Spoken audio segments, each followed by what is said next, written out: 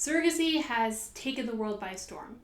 In 2022, it was a global industry worth 14 billion US dollars. Global Market Insights estimates that by 2032, it will be worth 129 billion. For comparison, in 2022, the global coffee market was worth 127 billion. You've probably seen celebrities, gay couples, and news commentators who've chosen to have kids via surrogacy, but they're not the only ones renting out wombs to have kids. It's hard to nail down an exact number, but the World Center of Baby claims that at the moment, over 750 babies are born via surrogacy every year in just the United States. Surrogacy didn't just become popular overnight. This crisis has been 50 years in the making. So to get to the beginning of this story, we're going to have to go back in time, all the way back to the book of Genesis, which has the first recorded case of surrogacy.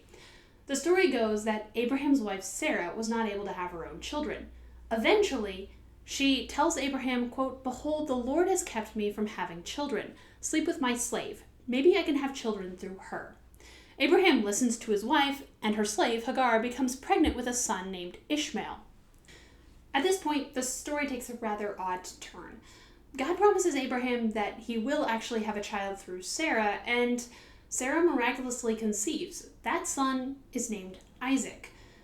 She then tells Abraham to send away Hagar and Ishmael, and God tells Abraham to listen to her.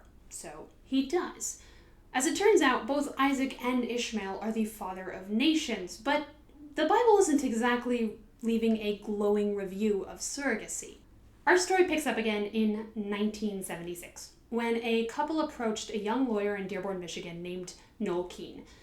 The couple wanted Keene to come up with a legally binding agreement for a surrogacy. The contract, which didn't award any compensation to the surrogate mother, was actually the first of its kind, and Keene would spend the rest of his legal career until the 1990s establishing what he called infertility clinics across the country to help couples find a legal way to achieve surrogacy.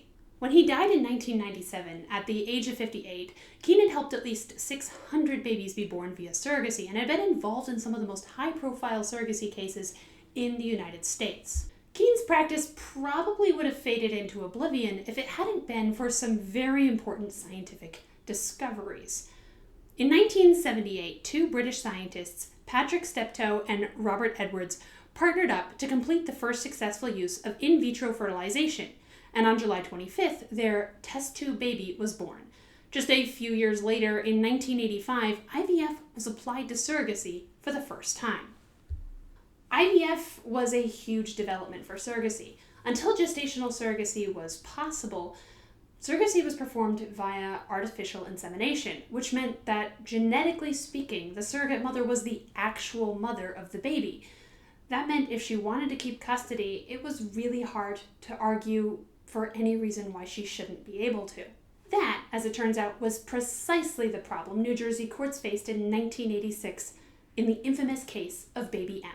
The case involved a couple named Elizabeth and Bill Stern. Elizabeth believed that she had multiple sclerosis and worried that having a baby would cause major health complications. So when Mary Beth Whitehead approached the couple and asked if they wanted a surrogate, they eagerly agreed.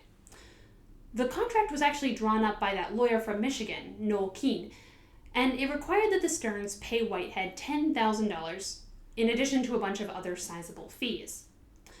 Whitehead conceived the child via artificial insemination or traditional surrogacy, but 9 months later, when she gave birth to the child, she changed her mind and didn't want to give the baby up. When the police showed up to enforce the contract and forcibly remove the baby from her home, Whitehead, her husband, and the baby escaped out a window. So the Sterns sued. A lower New Jersey court upheld the contract and forced Whitehead to give up custody. Whitehead appealed. The higher court, on the other hand, decided surrogacy contracts were deeply disturbing. The opinion of the court states, quote, "While we recognize the depth of the yearning of infertile couples to have their own children, we find the payment of money to a surrogate mother illegal, perhaps criminal, and potentially degrading to women." At this point, Baby M had been living with the Sterns for over a year, and a recorded call between Whitehead and Bill Stern had surfaced, during which Whitehead threatened to kill the baby. The court awarded Bill Stern custody and allowed Elizabeth Stern to complete the adoption process. Mary Beth Whitehead was given visitation rights, That wasn't the end of the court's involvement in surrogacy either. In the 1990s, a court in California ruled a bit differently on a rather similar case. After a surrogate mother who had conceived through IVF tried to retain custody of the child even though the baby wasn't genetically related to her. In Johnson v. Calvert, the courts decided that the surrogate mother was merely a host and therefore had no parental rights.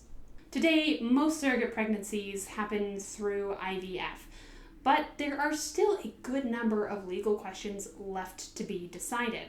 This story really isn't over yet. Today, we have a widely unregulated surrogacy industry that's responsible for thousands of births per year worldwide. And as a society, we have yet to answer the far more important question. Just because we can, does that mean we should? I'm Aubrey Gulick reporting for the American Spectator. If you enjoyed this video, like, subscribe, and then head to spectator.org for more great content.